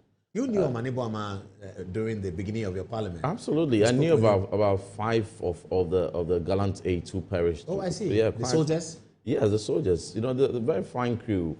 And so it was really sad for me. How did you hear it on that Wednesday? I was on a committee assignment in Koforidua with my friends, team, colleagues. Or the defense committee? No, education committee. Education. I also and the human rights committee were charged at the same time. So we're around the table. In the middle of the discussion, when the news came up, all of us were shattered, were shaking. We had to stop. You're in Koforidua? We're in Koforidua. On Mani's base? Yes, in his own home. Wow. And so we had to stop the meeting. The next thing we had was a delegation going to Honorable Dr. Mane Boame's mom's home to convey the sad news. And we could imagine the pain the mother would be going through, losing the only child in such a tragic manner. And Dr. Mane Boama, we worked together on the committee. We visited his ministry. We shared ideas, and we pledged our support in retooling and supporting Ghana Armed Forces. And as a medical doctor, you can imagine the number of lives he saved whilst he was alive. The crew squadron leader now, Wing Commander Anala, the first pilot from Sandema. And, the first pilot from Sandema, very fine pilot. And he finished top of his class, and so much potential. He and his co-pilots. Have you used that helicopter before? That Z9 in particular, I haven't. But I've used the Mi-17. I've used it a number of times. How does it feel? What happens in the helicopter? So in the helicopter, the Z9 is a much smaller one. I mean, it can take maximum 8 passengers. But maximum 8? Maximum 8. So it was full. Okay. It's normally used for VVIP. If it's going to fly, then there must be a high-profile passengers on board. And Mi-17 can take up to over 15, all the way up. So that's a bigger one. And so that's what I've used, but not the Z9. But how does the helicopter experience work?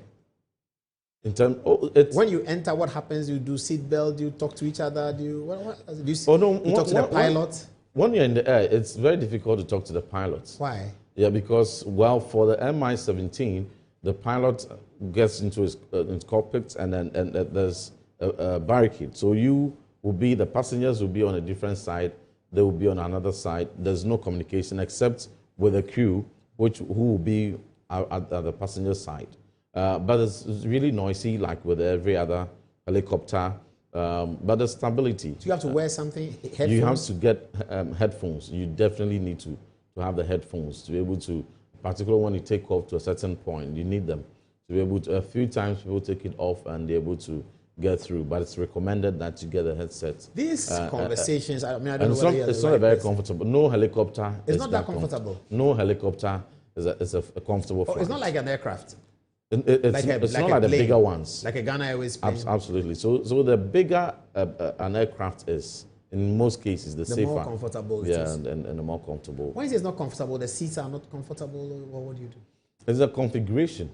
And the fact that it is not a large platform that can have, the kind of design and setup that will be able to withstand the Does kind it have of bathrooms in vibrations. it? Like toilets? No. Oh, no. So it's flights for short distances? Yeah, the ones that I've used, they didn't have. So they don't do 6 hours, 2 hours, 3 hours? No, very short distances. Yeah. So, wow. But there are various So there'll be a lot of panic in the plane. Oh, no, I could imagine whatever happened and what the gallant eight may have gone through before the disintegration. And our prayers are with them, our prayers are with the family. For Flight Lieutenant Chum Ampofo, very young man, brilliant. He passed out 2021, top of his class, Royal British Academy, came in, strong potential. That's Z9, you put your best on it.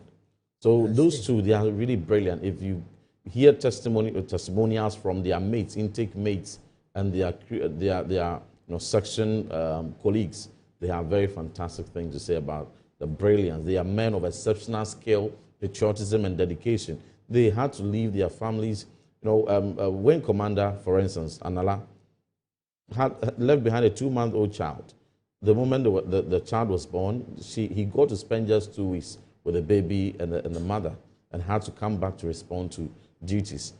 Same for the Sergeant Adumensa, got married, spent only 1 week honeymoon, left the wife, came for duty, and all these things happened. So our condolences with all of them. Dr. Sapo, Samuel Abwaje, my own friend, Honorable Dr. Mutala, Dr. Mutala Muhammad and I share a lot of fond memories. He came to meet me at the University of Ghana Political Science Department at a PhD. I was about a year or two his senior, and that was the only time he gave me that respect. But it's fun to be with. Outside Parliament, in Parliament, he puts up spirited defense of his conviction, his debates. Fantastic man. We got chances to discuss family, about his family, his wives, children, and he's such a man that is people-centered, very passionate about his people. Alaji Limuna, because he was a key actor in the national security architecture, we got to have interactions with them, and his boss, Mr. Abdurazak. He's such a great man, and it's unfortunate all of them have had to go the way they did. Okay, producer, take it from here then in terms of the recording. So would you be bold enough to say, Reverend Tim Fojo, that politics may have been responsible for the Z9 still flying, that if Dominic Nitiwu's application to Parliament had been approved in 2021, perhaps we would have had different kinds of aircraft? No, I think recent events have taught us that politicizing the Ghana Armed Forces and politicizing platforms on which the president travels, because if the president had been on that trip, he would have been on that aircraft. So events on hindsight have taught all of us, politicizing such platforms have not helped us at all. And our friends, I listened to your brilliant editorial. Our friends on the other side, Ukujito Ablakwa and many other stalwarts of the NDC did very unfortunate petty politics with platforms on which the president flies, including presidential jets, and resisted torpedoed efforts at getting additional platforms, for the Ghana Armed Forces. And so these are very sad times. I mean, the torpedoed efforts of acquiring offshore patrol vessels for Ghana Navy. In 2021, they torpedoed efforts in acquiring 6 aircrafts for the Ghana Armed Forces. So when you do all these things and on hindsight, you get to know that no, today, 2025, we need to take certain steps to support the Ghana Armed Forces. And they need fighter jets, they need aircrafts, they need helicopters, they need additional aircraft in particular. 2 that will be dedicated for executive travel, which is the presidential jet we're talking about. And even in country, there ought to be a dedicated executive helicopter, 2 of them. And so you come to that determination, and you need the support of the whole country, and you just oppose that to the pronouncements that same government, when in opposition, have made, and it becomes very difficult for them to come out to bring a proposal to do the needful. But one thing they've forgotten is that we, on our side, we do not do politics with the safety of the president and with the Ghana Armed Forces. But we are waiting for them to initiate the discussion and initiate the proposal for us to know what they intend to do now. What we started doing, which we didn't have any support.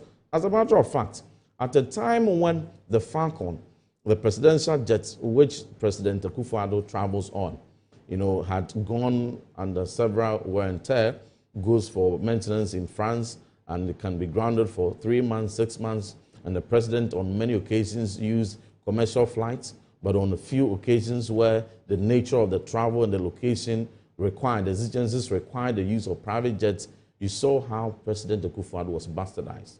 That was the first time we saw presidential travels being used for politics.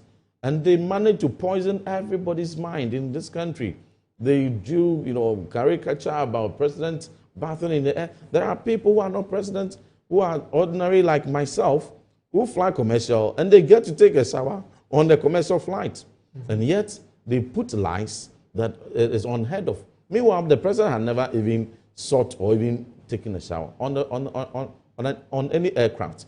But all that short, they even went further. Blackwell went further to vow that should they come to power and find any vice president or president of a stock of his government, flying on chartered jets other than commercial flights, he's going to resign. He made this clear, and they are playing all the videos. But between January till now, the vice president and the president are on record to have used privately chartered aircrafts. But that is not a problem for me, because I have said that my principle is that any platform suitable, any aircraft suitable for the president or the vice president to embark on their presidential travel, the state must support them in the absence of a presidential jet. So if it is a privately chartered aircraft, if it is a befitting one, and the state will have to pay for the safety of the president or vice, I in Team Fojo will support that and will never do politics with it. But they did politics with it. But it has happened in their time. He should be bold to resign, consistent with his principle. Now he's the foreign minister, and he sometimes accompanies on some of these ones. Now they have come to be hit with a reality. And the reality is that Ghana Armed Forces, as formidable as they are, and as strong and reputed as they are, in Africa and beyond, it needs a lot of support. Paul, can you believe that Ghana Armed Forces, within the sub-region, among our immediate neighbors, Togo, Ivory Coast, Burkina, Ghana Armed Forces is the most underfunded military. Oh, including Burkina and Togo? Burkina, Togo, Ivory Coast all have higher military spending than Ghana. What did Dominic Nitiwu say Parliament should buy in 2021 that was rejected by the NDC? In 2021, it was 6 L39s. They were fighter jets. And, those fighter jets help strengthen the assets of any fighter jets to throw bombs on somebody? No, the fighter jets to be able to protect and safeguard our territorial integrity. Mm-hmm. We always talk about, our borders are porous. We always talk about threats of violent extremism and terrorism. We talk about threats of other emerging threats. We need fighter jets in additional to our stock to be able to reposition our might to that optimum level to be able to fight and contain any such threats. As we speak, we grapple with certain threats of Galamsey has become a sophisticated national security threat. Many methods in the past have not worked. Now they are using river guards. We have heavily armed militia, guarding rivers and guarding Galamsey sites. You are going to send river guards without weapons. How are they going to fight them? But if we were able to equip the Ghana Armed Forces with unmanned aerial vehicles, UAVs, they are like mighty drones, and it's unmanned. So someone can sit somewhere in Bondase, in Teshi, in Accra, Burma Camp, Kumasi, Is that on the show, on the TV? No, not this one. This one? Okay. Not this one. And control it. Fly it. We can just get about 3. One for the southern sector, one for the middle belt, one for the northern sector. What does it do? It brings information, video? It goes to take surveillance, like a drone. So as it takes surveillance, it will be able to detect threats. And then where it is armed. So where it has to unleash, some arms, it will do. But in this case, it can be used in a way where there are unauthorized mining going on, particularly along the river side. You shoot to scare, not to kill. You shoot to scare. And when people see, such unmanned, heavy, robust, unmanned aerial vehicle flying on top of their sites, if they are illegal miners, and then it's shooting to scare, nobody will have to send men there, whether national security, who will end up going there to even, perpetrate the Galamsey. To get compromised. Yeah, they get compromised. So these are the discussions we should be having. And these are discussions that have been on the table. Can you believe that last year, at the very advanced stage, where the Ghana Navy was supposed to be supported by 2 offshore patrol vessels, one stationed on the east side, one on the west side, to be able to safeguard our waters, our maritime security, ensure piracy is clamped down on. They torpedoed it with politics. So a time has come that Ghana Armed Forces, resourcing must become a national security priority. It must be a national priority. And for some of us, we are advocating strongly for that. But they must come boldly out of wherever they are, first to apologize to Ghanaians that when the reality was told us by President Akufo-Addo government, but the then-led Minister Dominic Nitiwu, and all these proposals, some of which we find expression in Hansard, contained in parliamentary reports, and we used our opposition might to torpedo it. We have come on Hansard to realize that they were the needful investment that we should have done into the Ghana Armed Forces. And today, we think that we should go ahead to do it. You remember the Falcon? People always talk about NDCs claimed in last year, 2 years ago, that the Falcon is the 3rd best presidential jet in Africa. Well, they said it was good until 2030. Yeah, they've given up to 2030 and all that. So how come they're not using it now? President John Ejekun Kufuor, in his wisdom, saw in 2007 that the state needed dedicated aircraft for the Air Force, and that will be used for executive travels. And for that, there had to be 2. So there was the Falcon, which was a smaller one, which eventually came, and there was a recommendation for a wider jet. And that wider jet, there was an option of going for Boeing or going for Airbus. But there was the real commitment paid for, or a down payment paid for the Falcon. So in 2010, even though there was turnover, because there was that initial deposit, if you don't go ahead with it, you lose your deposit. So they paid whatever had to be paid, and then the Falcon came. The decision to buy the bigger one was left to politics, the political will to purchase it. And what happened? And it ended up being thrown away. You remember at some point, President Mills, had a fantastic commitment to want to continue. And then he set up a committee that instead of the Airbus Boeing, he wanted a cheaper one. He thought the Embraer would be a good option, sent delegation to Brazil. They came back, and you remember July 2011, the then Attorney General, Martin Amidu, came out, Honorable Martin Amidu came out to indicate some concerns, the discomfort of the then President Mills as to the handling of the people he put in charge of the negotiation of the Embraer, and how uncomfortable he got, and the public got this perception about some people trying to put some things on it, and then the whole thing and the political world just dwindled, and that second jet never came. So pressure of utilization had come on the Falcon and had been used more than it was planned to be used. Now we need to have that conversation. Because somebody just sent me the story, published on September 28, 2021, and it says, the minority in parliament has said it will resist attempts by the Akufo-Addo-led administration to purchase a bigger presidential jet for the country. The ranking member on Foreign Affairs Committee, Samuel Okudzeto-Ablakwa, said the move will never be backed by the NDC minority when it is presented to the House for approval.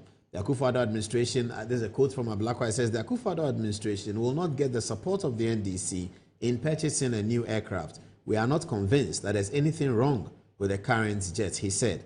The president, quotes still, the president and his ministers have not been transparent and accountable enough.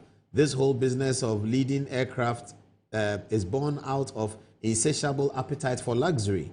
We are not going to endorse, collaborate, and support anything that only seeks to advance the president's insatiable appetite. Mr. Ablakwa also indicated that he's seeking to file another urgent question on the cost of the President Akufo-Addo's recent trips to the U.S., and he told City News that he hopes he gets answers when Parliament reconvenes next month. The challenge now, he says, is that the House is on recess. The House will have to resume before the Speaker can admit the question. There are a number of questions I'm pursuing, he said. There are new questions for National Security Minister on the President's recent trip to the U.S.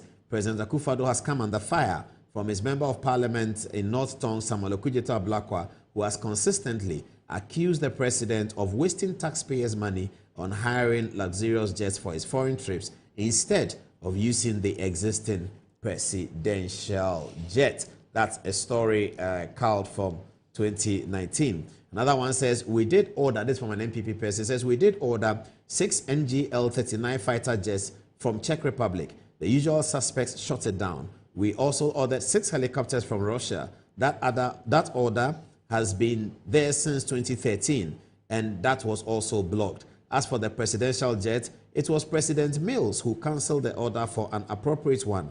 Then we got ourselves involved in Embraer and the whole government official one business. The rest is the sad case of political ping pong. Another one says, we do not need a new presidential jet. That's from Samuel Brian Boabing. Those in government pushing for one because of Chobo should think twice. Mr. Mohammed's track record on jet acquisition and scandals that followed remain fresh on our minds. The current presidential jet is in an excellent condition and, in Ablakwa's own words, can serve well beyond 2030. It is unacceptable for President Mahama to live like the Sultan of Brunei while ordinary citizens struggle to afford 3 square meals a day. That's Samuel Boabe. Honorable Intim Fojo, it doesn't look like the story is going to end. Yeah, and it's because of their utterances in the past and their posture in the past. Now they are hit with the reality, and they are rather shy to come out to initiate the discussion and to bring forth to the table the proposals that are needful for the Ghana Armed Forces. Paul, I think that they have erred big time, and they have to eat the humble pie and apologize to Ghanaians. We're in opposition, and we did reckless politics with platforms of the Ghana Armed Forces, of the Navy, of the Air Force, of the Army, and even for presidential travels. Now we are in power, and we think that we erred. Ghana, forgive us. President Akufo-Addo, forgive us. When that humble step has been done, then they can come to the table, bring proposals. We will respond accordingly, based on the proposals they will bring and state our position. But our principle remains that President Akufo-Addo and the MPP, when we were in power, initiated key moves to support, to resource, the Ghana Armed Forces, which were blocked. And that principle has not changed. I disagree with the fact that the president should use his brother's jet. I disagree in principle. Why? Because it's unethical. Unethical? Yeah, it is unethical. Well, but I'm just saying that for the circumstance of traveling to Japan, he could have used his brother's jet and government pays him for it. It's unethical. The fact that the president uses the brother's jet is concession of the fact that the president cannot travel commercial at all times. At all times, and therefore, there's need for a befitting presidential jet, which the state must take steps to acquire. So that principle is what the NDC must be bold to, apologize to Ghanaians and take. President Trump has a luxury private jet of his own. He used it for the campaign, yeah. But he uses Air Force One. Why when he was going to Alaska? Why didn't we see the Trump or the buoyant Trump plane? Yes, the Trump. This is the one he used for the campaign. Why didn't we see it? Looks like a very big plane. Very huge, ultra luxury. Why didn't he use it? Because state security protocols will not permit that. So under what circumstances? Well, but also the Air Force One is more powerful. So if you have it's for a purpose, because it's a military. Whenever the president is flying, the platforms that he's on must be the Air Force platform. Where possible. It something controlled by the Air Force. Absolutely. So this presidential jet is just semantics. It's words we have all come to terms. We have all come to Oh, it's actually an Air Force plane. It's a military plane. A military plane. An aircraft belonging to the assets, the fleet of the military, and one or two assigned for such executive travels. And so that is they've got it wrong. What if tomorrow, Esiedun Ketia or Ato Forson or Dr. Baumia or Julius Debra or Paul Adomotre becomes president, and he doesn't have a brother who has a private jet? And we have demonized the principle of the state acquiring befitting presidential platform for travels. And how is the president will be compelled to travel commercial at all times? And how feasible is that? And we want to now set a trend that if your brother doesn't own a private jet, you cannot become president in this country? That's a very dangerous one. It's unethical. Conflict of interest matters and all that. So all those people claiming Standogbe, claiming Jatta has saved Ghana, and it's unethical. And it's not a conversation we must be having. It is a concession that you need a private jet because you can't fly commercial all the time. Jatta is private. Fancy a situation where President Akufo-Addo was flying Bamti's private jet or Gabi Ochedakun's, private jet. Imagine Okuje to a black one, the NDC, the kind of, up in arms, the kind of campaign they would have, diabolic campaign they would have waged against that. But they want us to clap. And so it is on humanitarian grounds. Is Ghana that poor? Is Ghana that, that broke, that we cannot afford to prioritize the safety of our president and our vice president and our high-profile VVIPs just because somebody did reckless politics with it in the past? We shouldn't be bold to confront the principle and the reality and set a dangerous precedent down. That must cease and it must stop. When the president was going to Japan, I heard some people doing politics. I said, no, stop, don't do politics. I will not do politics with President Mohammed's safety and his travel. And that is why I will support any move that will ensure that if there's any executive helicopter, now that the Zina is gone, that we can have, even if it's two, because not only the president, other VVIPs of government, the Speaker of Parliament, ministers, the generals, top chiefs, top personalities of the country can all have access to that. You may never know what exigency may require some VVIP on either side to be able to go on that platform. That is a conversation, honest conversation, apolitical. And the fact that the NDC is finding it difficult to come to table to initiate that discussion is an indication that they are still in their guilt. Their guilt of their past reckless, petty politics on these things. Are we waiting for an unfortunate second disaster to occur before we all put politics aside and do what is right for the state and what is right for the Ghana Armed Forces? And so we on our side, we will do that responsible, supportive opposition or minority posture, which takes matters and looks at them with a national lens. But they should come out of their guilt and apologize to Akufo-Addo, apologize to Ghanaians, then we will have that conversation. Sounds like a very big one. Apologize to Akufo-Addo, apologize to Ghanaians. I don't know when that's going to happen. Another person sends me a text. He says that, good evening, Paul. The Julius Deborah story about Professor Mills, I'll tell you a bit more about it. I know that. But Julius Deborah didn't say what happened to him. He went to the Ghana Tourist Board, which is now the Ghana Tourism Authority. And he was responsible for converting the Ghana Tourist Board to an authority. And he was also responsible for the first major tree planting of the Fourth Republic. Very, very difficult job, but done very well. Okay, I didn't know that about tree planting. Okay. Another text says, please, ladies, get ready. I'm coming to you. It says, Jata can never make a direct long-haul flight from Ghana to Japan. Oh, really? Okay. Somebody who seems to know. It would have to make several stops for refueling before reaching Japan if an attempt was made. A person is suggesting this is why Jata was not used. Okay. Reverend Intim Fojo is my MPO. I'm from Asin Amwabin in the Asin South constituency. Reverend. That's where chairman comes from. Osempa. Which chairman? Jospon. Jospon's village? Yes. Oh, my own Jospon. He's done amazing things there. This is his mother comes from there actually. Yes. His mother, yes, he talks about it. Asin Amwabin. Oh, I see. Also, you are his MP. Oh, he's done amazing things for the good people of Amwabin. Okay. And I always go with him, Dr. Senyo Japon. Another one says, great submission by Reverend Intim Fojo. Kudos to him. Another one says, Paul, somehow, he says, he writes somehow 4 times. Somehow, the MPP is beginning to look good. If they can keep this posture for 2.5 years and go through their January 31st Congress, they just might nip it from the NDC the next time. But I think your story on Julius Deborah should make NDC people look at him very, very closely. He looks like a man for the job. Well, I don't know.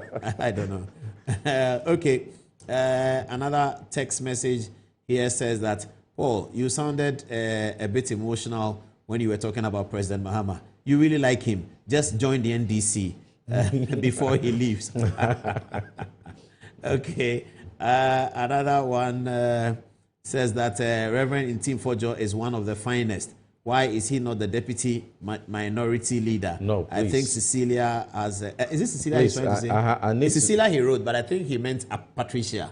No, I need to issue a disclaimer on that. Yeah. Because with the greatest of respect for my leadership, Osahin Afenyo Markin, Mama Pat, Honorable Patricia PJ, the Chief Whip, Honorable Anodom Prayer, the Deputy Honorable Habib Idrisu, and Honorable Jerry. The front bench is solid.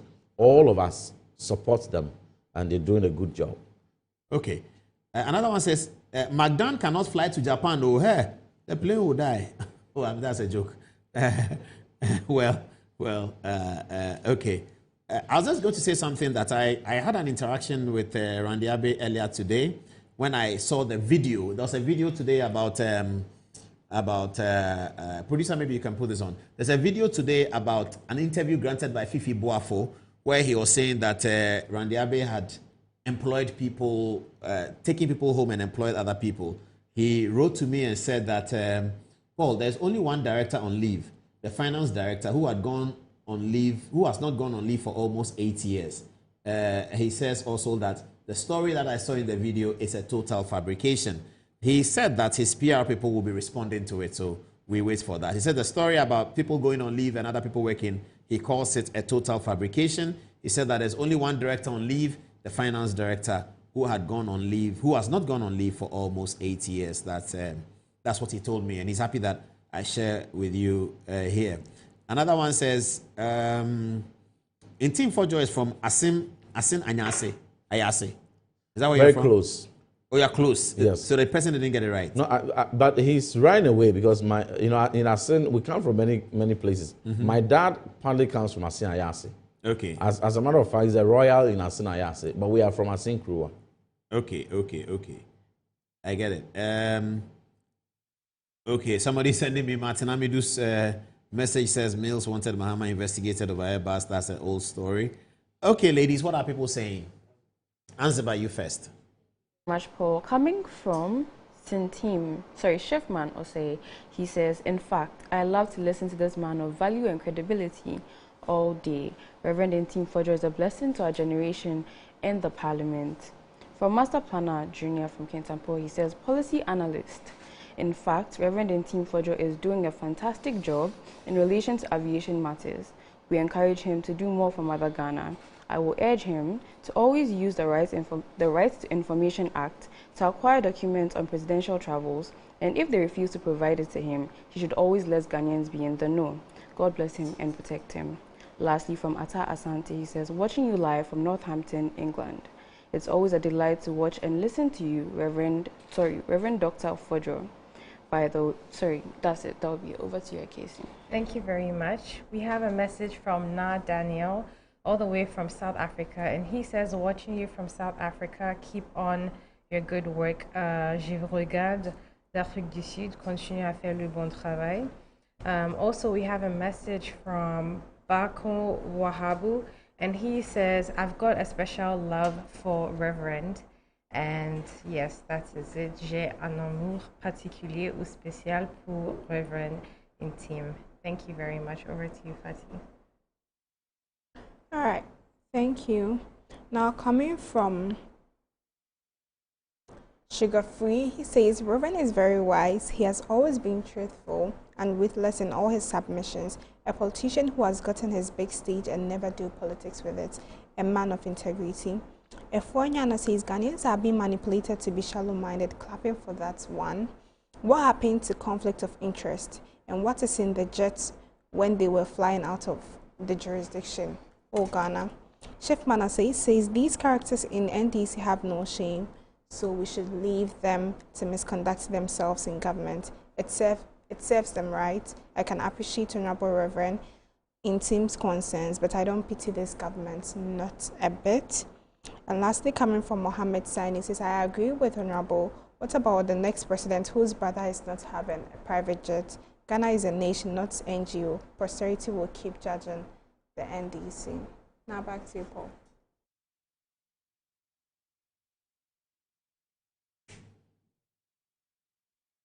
Okay, this man says he's watching from Bronx, and there's 8 minutes past the top of that at 11. Somebody says, hey, people know their roots, pal.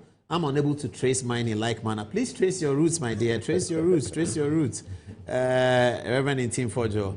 Okay, I getting very interesting text messages coming from former political appointees. It looks like this is a bad story for Samuel Okudzeto Ablakwa and the NDC. Chief, please, I want to come and see you in the office. Please, when should I come? Richmond, Standard. Oh, Richmond. Richmond, I read your text thinking that it was a text for the general public. You can come, just text me tomorrow and let's see how. I'll be in the office all day tomorrow.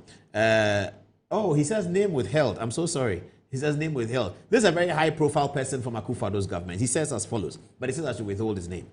There were several trips that the President Akufo-Addo took with the Falcon, which required soreness, which required, I think he means, 2 fueling stops. Mm-hmm. It was often 1 refueling stop.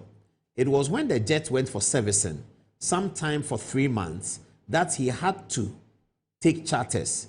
In such long-haul flights, the Falcon could only take 8 passengers at a time. Let me read that again. This is a very high-profile person. He knows what he's talking about. And he was on most of these flights. He says, there were several trips President Akufo-Addo made with the Falcon, and it required 2 refueling stops. It was often 1 refueling stop. It was when the jet went for servicing, which took 3 months, that he had to take charters. In such long-haul flights, the Falcon could only take 8 passengers as well. You know about that, don't you? Oh, yes. The Falcon is a very small plane. So this is and so it is not meant for long haul. What we need is a Boeing. Does the president need more than 8 passengers? Like more than 7? Oh yes, he needs about 30. The president when he's traveling? Oh yes, President. Give me the list. Why 30? As President Mahama went to Japan and going to Singapore, he will go with minimum 35 to 60, because you need your ministers, you need your chief directors, you need your key technical advisors, you need your team from the presidency who are with you. They themselves could be about 12. One day I spoke to a very important person in the Kufuor administration. This was around 2007. And he allowed me to his house when they were preparing for a presidential trip. And I counted so many suitcases. So I asked him, Ambassador, why do you have so many suitcases with the president's travel? He's going to be away for a week. He said, Paul, you don't understand. When the president travels, the whole castle is gone with him. Everything that he does at the castle, he should be able to do it where he is. And he should be able to do while on the flight. So his desk It's going with him. I said, what does that mean? He says, this is going with him. It's everything. And his clothing is going with him. His shoes is going with him. His secretaries are all going with him. And then he says, depending on the delegation, the government side that is going, sometimes a minister and his chief directors, it can get that many. Yes, it can. I watched the movie Air Force One, and I saw how many people the president traveled. Then I read Kwame Nkrumah's Dark Days in Ghana. And the trip that he did, he never returned. He had 90 people on the Ghana Airways flight. 90. Absolutely. In 1966. Nkrumah had 90 people on the plane. And Paul. Including Nuke's president. Yes, Students' union leaders. They are relevant. They were with the president. Every key actor, you're going to negotiate trade, you're going to negotiate deals. The private sector all even need to be carried along at some point. Imagine government officials about, let's even keep it at 35, accompanying the president. Each going on business. So his secretary must always go with him. The secretary must executive go secretary. The executive Other secretary. secretaries must go. Other secretaries. A lawyer must go. His legal advisor. Legal advisor. Why doesn't the chief of staff never go? Why is the chief of staff never goes? There are some trips the chief of staff will have to necessarily accompany. But usually the chief of staff is not part of it. But in many cases the chief of staff is supposed to be behind, because while the president has traveled, there are many invitations within the period that the chief of staff and the vice president will have to, stand in for the president. And so that is the reason why normally the chief of staff will stay back and steer the affairs. So the point is, these things are not to be politicized. It's not to be politicized. Why doesn't Parliament hold these conversations behind closed doors? No. Just as they do with security budget and important other things. And I think the point we've come to, it has to be done. That conversation will have to be done. Whether Parliament should hold these conversations behind closed doors. And I agree with you that it must be behind closed doors, because it should not just be a conversation about presidential jet. It must be a holistic conversation about resourcing the Ghana Armed Forces. Because that way you can have the Chief of Defense Staff in there. Yes. You can have the Air Force Chief of National Air Staff Security, in there. National Security in there to explain to MPs why we need these things. And for that to be done, it will be unconscionable for any proposal to come isolating presidential jet and presidential helicopter without recourse to the most critical and urgent logistical needs of the Ghana Armed Forces.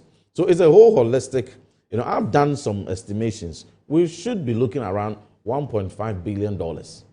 Oh, I see. Billion. Yeah, we should have $1.5 billion to retool, to be able to do that properly. How long will that take us? 20 years, 30 years? If we have the $1.5 billion today.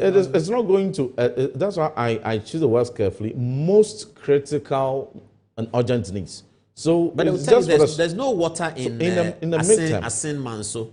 There's no water in Asin Dompre. There's no water in Chebi. There's no water in Ejusu Jabe. Yes. There's no water in Kwamo Jache, Adako Jache, Fumeswa. There's no water there.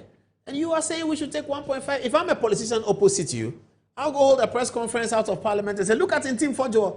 Look at this, his huge appetite for luxury. There's no water in the village. He says we should go and pay 1.5 for the president to bath in the plane. That is why the conversation is not just the presidential travel, but the holistic needs, critical needs of the Ghana Armed Forces. But is the water not an important need? So water is very important. There are a lot of communities who need schools. There are communities who need clinics, chip compounds. There are communities who need electricity. All these needs are tenable. But Paul, safety is the most important. Public safety. The territorial integrity of this country. The military preparedness and readiness ahead of water for your people? Not ahead. They are all important. But at this point in time, we need to carry the public along to appreciate that their security must be number one. Because without life, if a threat wipes out a community, we're gone. You're right about that, because if we have that and we can kill Galamsey, we get the water back. Recently, just one news, Galamsey has gone to a point where if care is not taken in a particular area, they are just about to tamper with a gas pipeline. The gas pipeline. The whole community can be wiped out. Yeah. Light is going about. Fancy a situation, Paul, that the whole community is wiped out. No amount of potable drinking water or school or clinic can save them. And that is why security is so important. I am even extending the conversation beyond Ghana Armed Forces to the entire national security architecture. And so let's look at immigration. Let's look at the Ghana Police Service. Let's look at the prisons. Where are the helicopters that were bought for the police? The police. They have still been fed with 60 pesos a meal at the prison. At the prisons. Let's look at a fire service. When there are some fire incidents at heights, we don't have the equipment to put them out. Oh, so you are looking for a holistic retooling. We need to have a holistic retool because public safety must be number one. Because if tomorrow there's perish the thought, there's a serious threat, and a whole section goes off. It is a massive.